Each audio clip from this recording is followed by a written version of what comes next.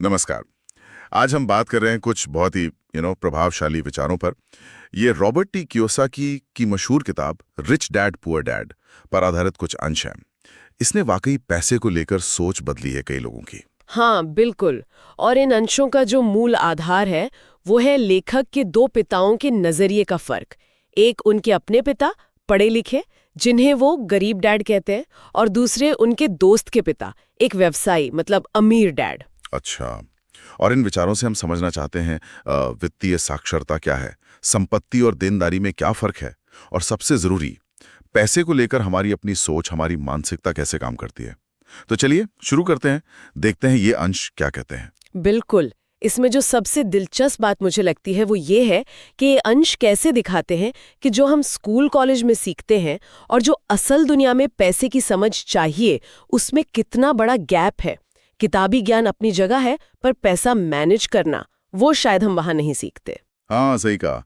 और ये दो पिताओं के नजरिए में बिल्कुल साफ दिखता है। एक हैं जो कहते हैं भाई अच्छी नौकरी करो, तनख्वाह जरूरी है।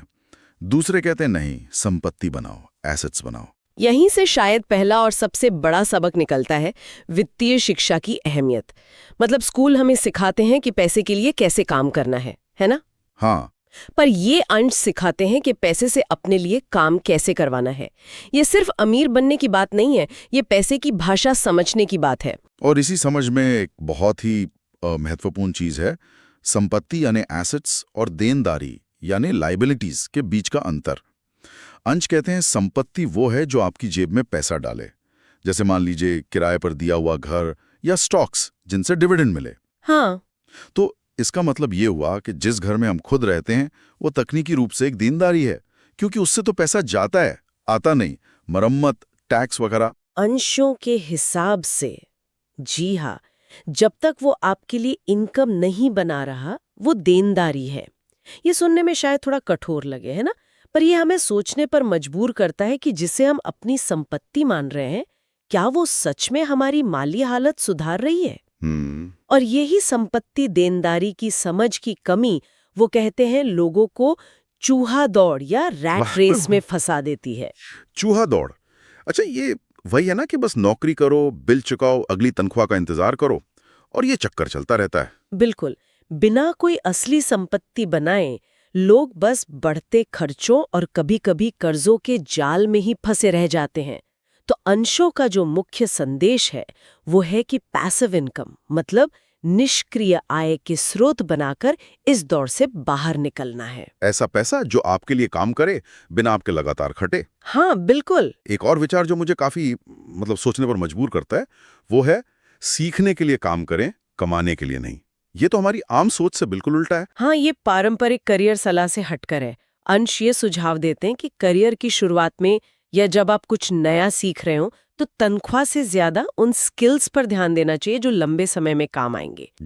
जैसे सेल्स, कम्युनिकेशन, मार्केटिंग, निवेश की समझ, लोगों को समझना, ये सब चीजें। ये स्किल्स आपको आगे चलकर संपत्ति बनाने में मदद कर सकती हैं, पैसे से ज्यादा। और फिर उद्यमशीलता की बात भी आती है, और कैलकुलेटेड रिस्क लेने की। लगता है मानसिकता, माइंडसेट का बहुत बड़ा रोल है इसमें। निश्चित रूप से। अंश यही बताते हैं कि अमीर बनने वाले लोग अक्सर वो नहीं होते जो सबसे ज्यादा स्मार्ट हो, बल्कि वो होते हैं जो अपने डर पर काबू पाते हैं। वो परिकलित जोखिम मतलब कैलकुलेटेड रिस्क लेने को तैयार रहते हैं। पैसे खोने का डर, असफल होने का डर, ये चीजें बहुत से लोगों को रोक देती हैं। तो ये जानकारी को एक्शन में बदलने की हिम्मत की बात भी है। तो इन अंशों की ताकत क्या मानी जाए? शायद इनकी भाषा बहुत सरल है, और वो जो दो डैड वाली कहानी जो है वो इन आइडियाज को समझना आसान बना देती है।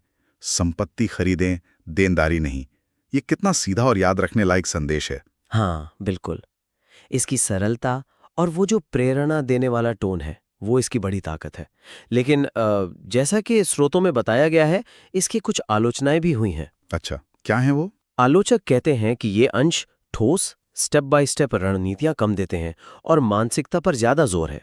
कुछ लोगों ने तो अमीर डैड के सच में होने पर भी सवाल उठाए हैं। ओह, और ये भी कहा जाता है कि जैसे रियल एस्टेट जैसे निवेश हैं, उनमें जो जोखिम है उन्हें शायद थोड़ा कम करके बताया गया है। यहाँ हमारा मकसद बस इन अलग अलग नजरियों को सामने रखना है, जैसा कि वो स्रोतों में दिए गए हैं।